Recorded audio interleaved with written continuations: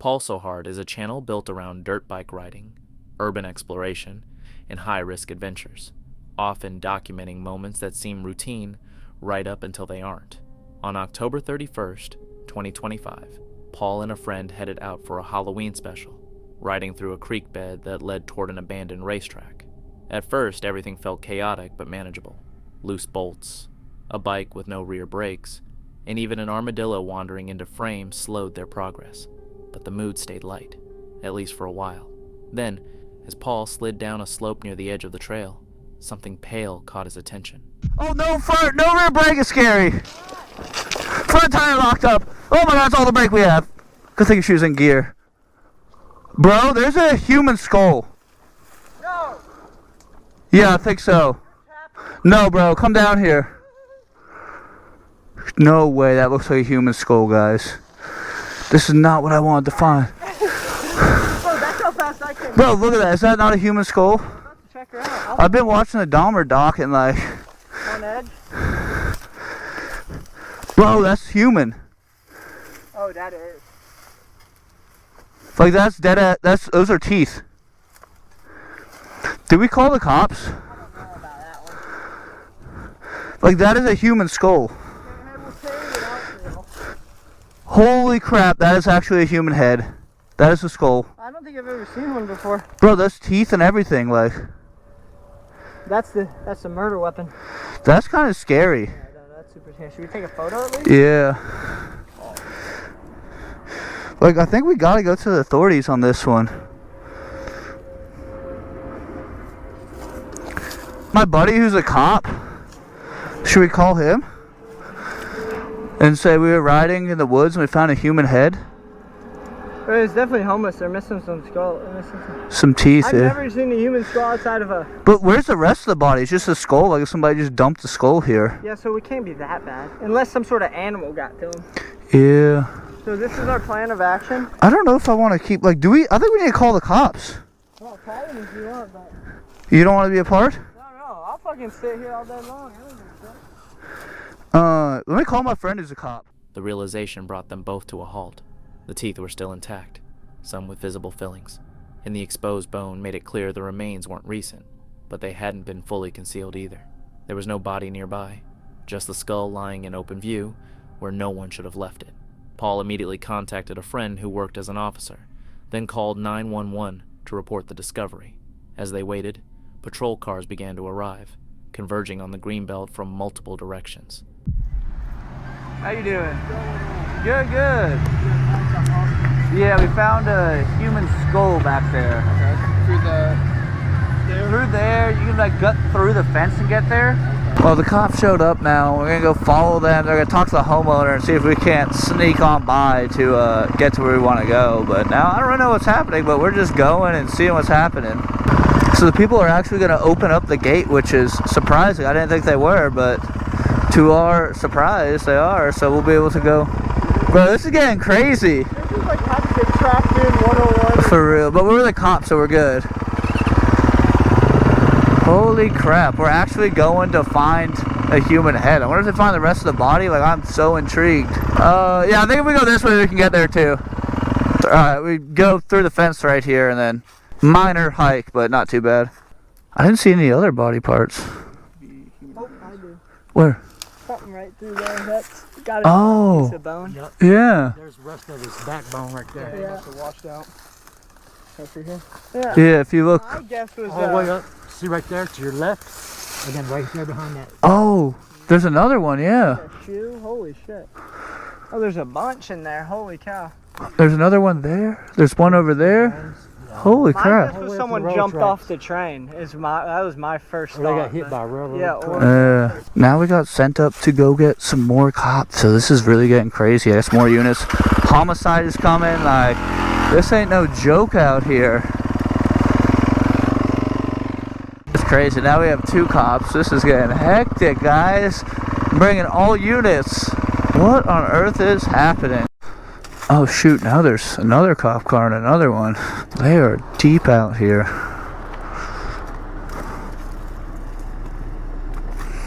How's it going? For you though, bud. I don't know where back here in this green belt they be shooting. Yeah, no, I saw bullet holes up there. Yeah, normally we'd in and out of here, but y'all find anything else? We really haven't been stepping around it, just Yeah. keeping it as clean as possible. He was wondering if you could get your phone number. Yeah. You're the one. I'm scared. I think there's bones in that shoe. Yeah, I didn't even think about it till y'all said something. The scene quickly grew more disturbing. Deeper in the trees, more remains were uncovered. A lone shoe containing fragments and bones carried toward the creek.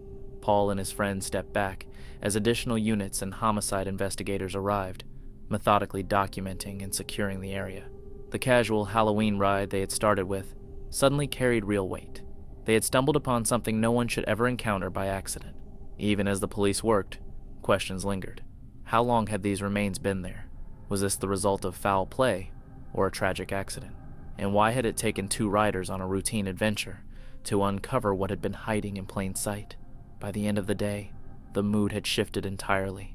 The laughter and lightheartedness were gone, replaced by the sobering gravity of their discovery. Wild Happiness is a channel centered on hunting, close encounters with wildlife, and surviving in some of the most remote regions on Earth. But on July 16th, 2024, in Yakutia, Russia, two hunters were on their way back to their farm after receiving news that their home had been broken into. They expected to see damage, maybe signs of vandalism, but not a real threat. When they arrived, the front door had been completely ripped apart. Rather than going straight inside, they circled the house to check the surroundings. And when they reached a window on the opposite side of the cabin, they came face to face with something they never could have imagined.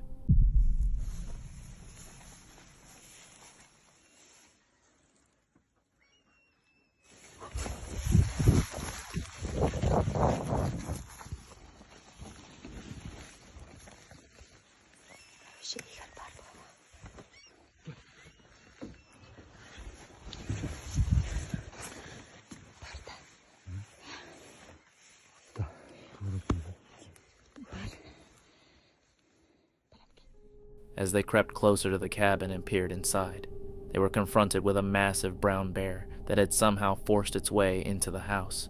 The shock sent them retreating at once, scrambling over the fence while keeping their eyes fixed on the window.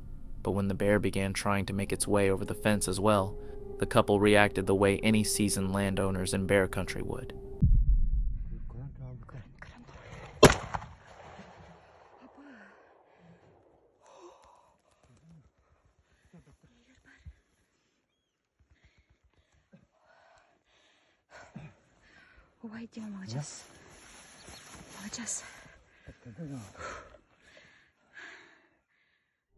The bear dropped to the ground instantly.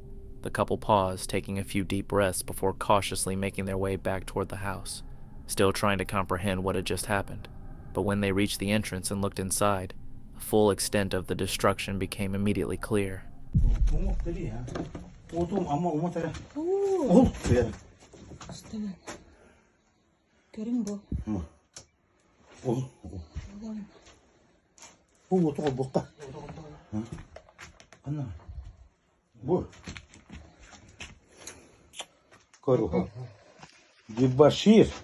The bear lay motionless on the floor of their home. Nearly everything inside had been destroyed, but the couple did what they had to do, and it serves as a stark reminder that in places this remote, nature doesn't knock. It enters on its own terms. Keeping It, Wheel 306, is a channel documenting van life adventures, capturing both the freedom and the unexpected challenges of life on the road. On August 31st, 2025, she was camping on Crown land near a river, in a remote spot where she had already spent 2 nights. The first night passed quietly, with only a single passerby driving by, so she settled in, expecting another uneventful evening. But shortly after midnight on the second night, everything changed. So it's just after midnight. I'm in my camper van, and I just had the biggest fright I've had in 4 years of van life. I'd gone to sleep around 11 o'clock, and I hadn't really fallen into deep sleep. And I heard this bang on the front of my vehicle, and then I could feel that my vehicle was being pushed. And The banging kept coming, sporadic and unpredictable, sometimes at the front, sometimes at the back. and the van shook enough that she couldn't tell exactly what she was facing. She pressed her key fob and then started the van remotely, hoping the noise and motion would drive off whoever, or whatever, was causing the disturbance. Or something, and people were messing around, or maybe they thought the camper van was abandoned and were trying to break in or do something. But yeah, I heard this bang in my front end, and my van was being pushed. Like, I thought maybe then a bunch of people were just messing around, some teenagers or something, and rocking my van. So I yelled, "What are you doing?" Like, actually I said, "What the F are you doing?" Just to let them know there was somebody in the van. And then I didn't hear any, voices or anything. Didn't hear any footsteps, which was weird. But immediately, I was jolted awake. And then I didn't hear anything. And then all of a sudden, right at my back window, like right up here, I heard something too. Like, it was, swiping my vehicle or something. And I'm obviously freaked out at that moment.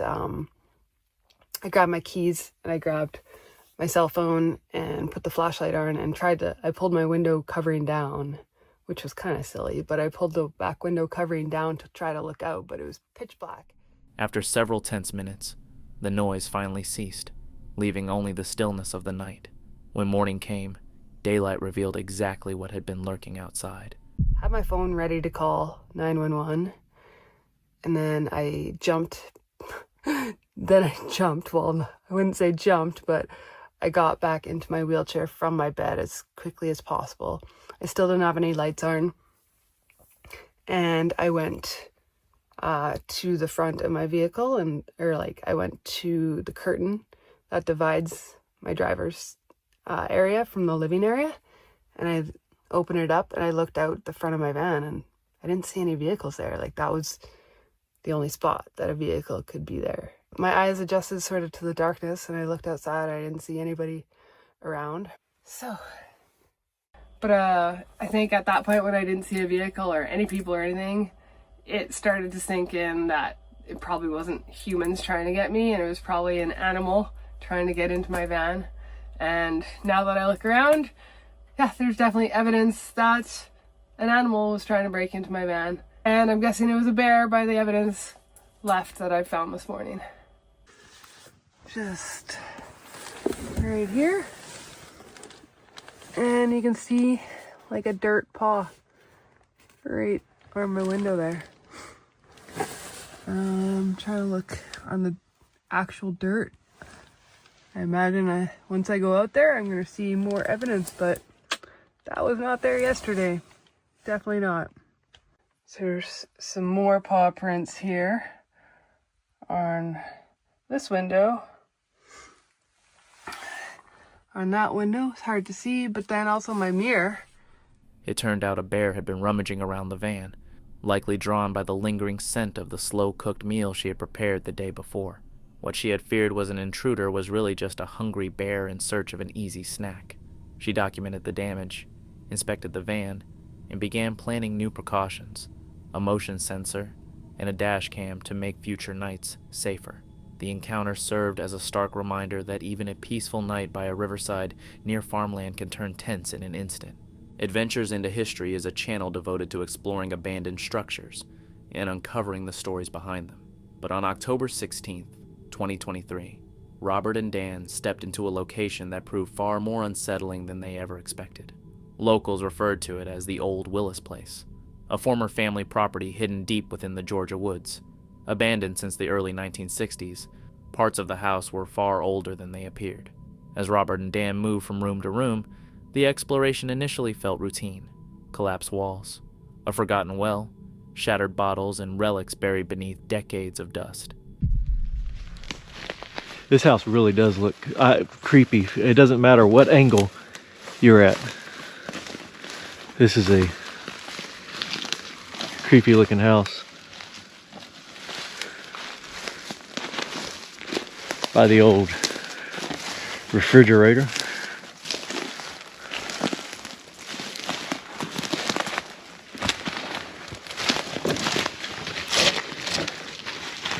Ice temp.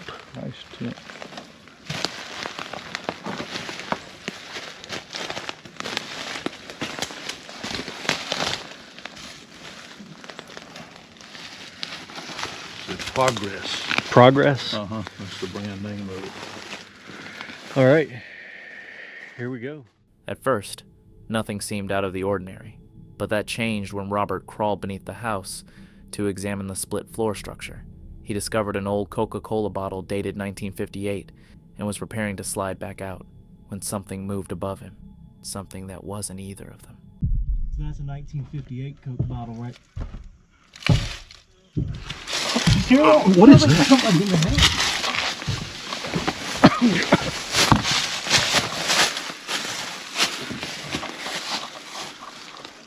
Oh, that's weird. Here.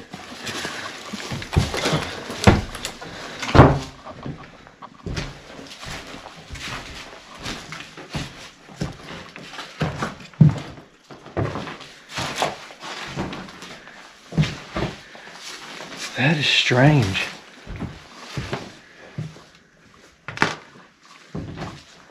You heard that, right, Dan? Yes, I did.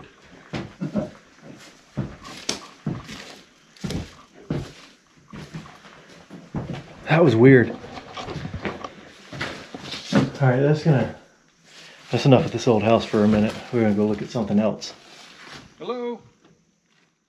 It wasn't the sound of an animal moving through brush. It wasn't the creak of settling wood. Neither of them said a word, but they both heard it clearly. Footsteps inside the house. Something was walking through the rooms that wasn't supposed to be there. It's not funny. No.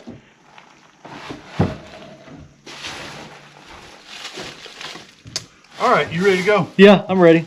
Not funny at all. No, not cool. Not cool. I told you this place felt creepy. All right, well, we're gonna go ahead and get out of here. So I hope you guys have.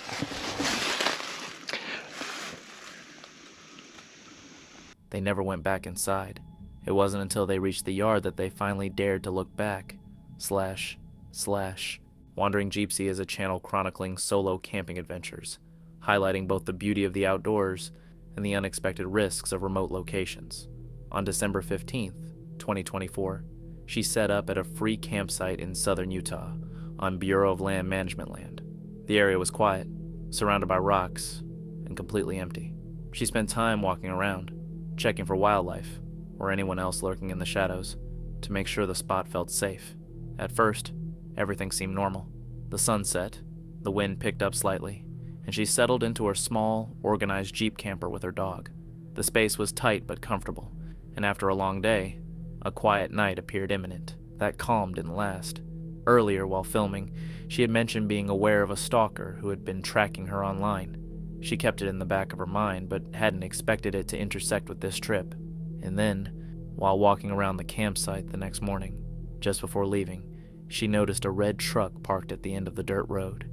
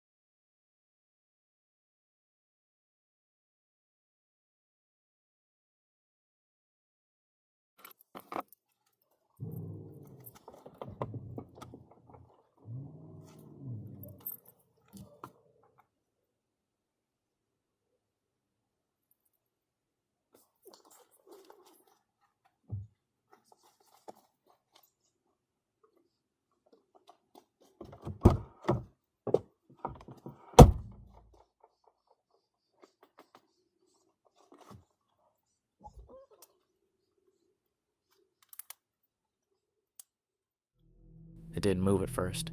It simply stayed put. She caught a glimpse of the driver staring straight at her before the truck finally drove off.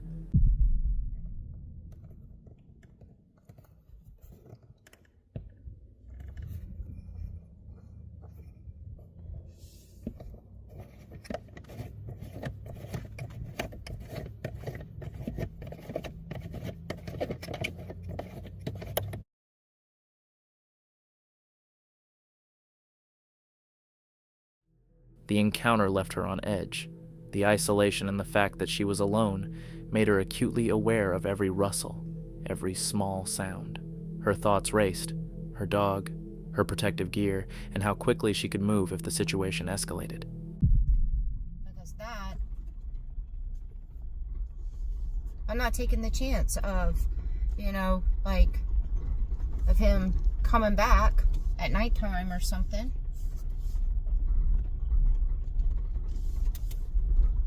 Stared me down when he drove away. Absolutely ridiculous.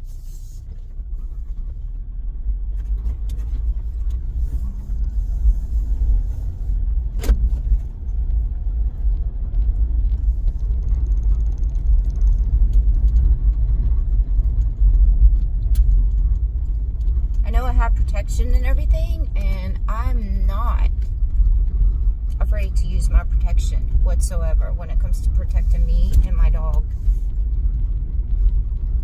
I'm not afraid to use it, but I don't ever want to have to pull out my gun or pepper spray or any of that. I don't ever want to have to pull it out on somebody, because that's going to scare me so bad where I would quit traveling. So now I just have to take extra precautions and have to be over paranoid, because I can't even come up with an excuse of why that guy just did that. The place she had moments ago deemed safe now felt exposed. As daylight waned, the tranquil evening had turned uneasy. She understood that she had to leave the campsite and find a safer spot for the night, despite the area's serene beauty and solitude. Hopefully I can go find another campsite. Every turn and empty stretch of road carried the possibility that the red truck, or the stalker, might return.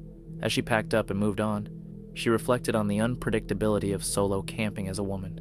Even when well-prepared and vigilant, danger isn't always obvious, but it's still real. She stayed calm, alert, and made sure both she and her dog remained safe, fully aware that the freedom of the road comes with risks beyond her control. By the time she found another spot to settle for the night, the adrenaline had faded, but the memory of that truck and the haunting silence of the Utah landscape lingered.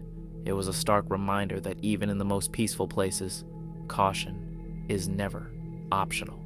Brendan Explores is a channel that follows van life and remote outdoor adventures, capturing both the beauty and unpredictability of life off-road. On March 19th, 2024, Brendan and his friend Steve were starting their morning after camping overnight in a quiet valley. Frost blanketed the roof, and the valley below lay still and silent. They were preparing to hike to a B-52 bomber crash site, a location known for its challenging trail and minimal signage. After a quick improvised breakfast, they set off. The trail was icy and muddy, making the climb slow, tiring, and demanding. Well, here's a turn up for the books. Bit of an update for you. Oh, me and Steve have had to part ways. I've had second thoughts on this. The reason being, we've been on this trail. We've had some pretty treacherous pieces of path, especially over that little hump there. I've completely soaked my feet. My feet are sodden wet. That one's okay. And we spoke to a couple of chaps that are on a 15-mile walk around here, rather them than me. And we asked them how far this crash site is away. Now, we've been walking now probably for about 2 or 3 miles already.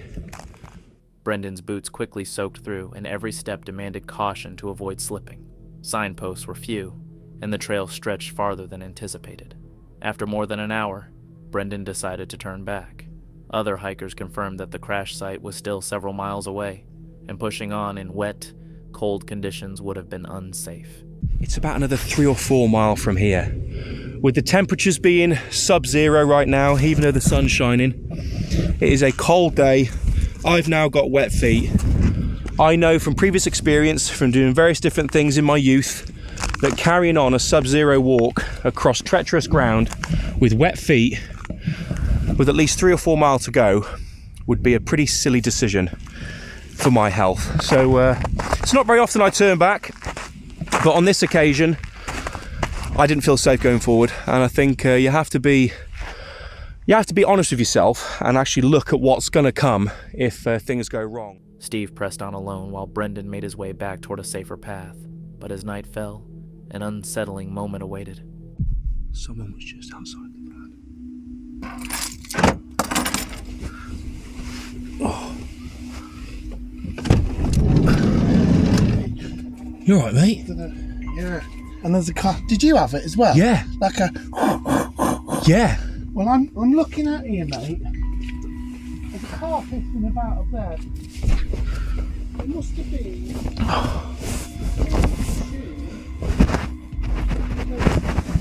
They were by the van. I don't know what he's doing up there. He's the one. Hang on. Worrying me a little bit. Yeah, hang on. Well, he's got something to say. What time is it?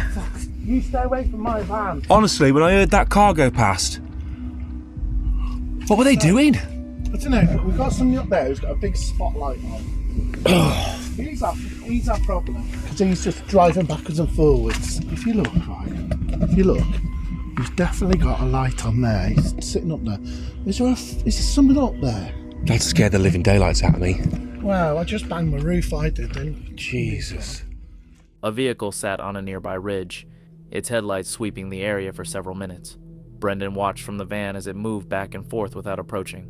He couldn't tell whether it was a farmer, a passerby, or someone else entirely, but the encounter was a stark reminder that isolation carries risks, even in seemingly safe spots. Brendan stayed alert, taking precautions before settling in for the night. Eventually, the car left, but what happened next was even more chilling.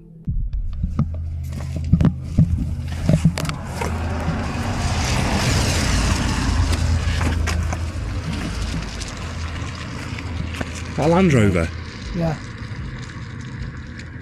Right. They're playing music as well. Okay, they saw me. I saw them.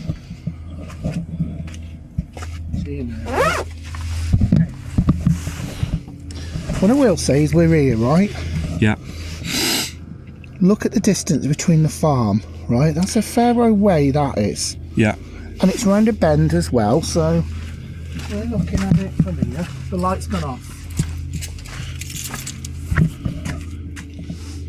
Right. So what would that light have been then? That would have been a vehicle, mate. I've got to be honest, like, because that farm's quite a way away. Now, we've had another vehicle. Look, mate, look at the time, what time it is, right? You're not going to just get anybody coming down here, are you? I mean, there's only another option of doing this, Brendan. Is the drone.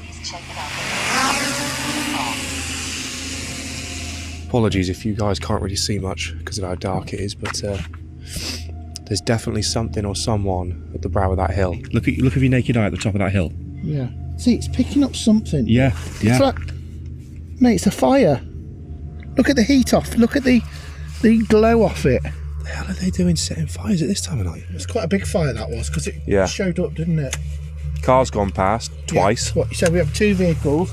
Yeah. Go past, but what did you say? One was a van? One was a van, definitely a little van. Yeah.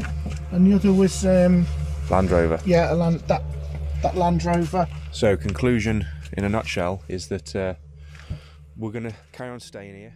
They unpacked their gear, launched the drone, and watched in horror as its map revealed a spreading fire. Neither of them knew exactly what was happening. The day had been physically demanding, but it was the unpredictable moments that left the strongest impression. Even routine outdoor trips can carry tension, and staying aware of your surroundings is crucial when venturing off-road. By day's end, Brendan reflected on the delicate balance between adventure and safety. The hike had remained unfinished, but it underscored the challenges of exploring remote areas and the constant vigilance required when traveling alone or in small groups.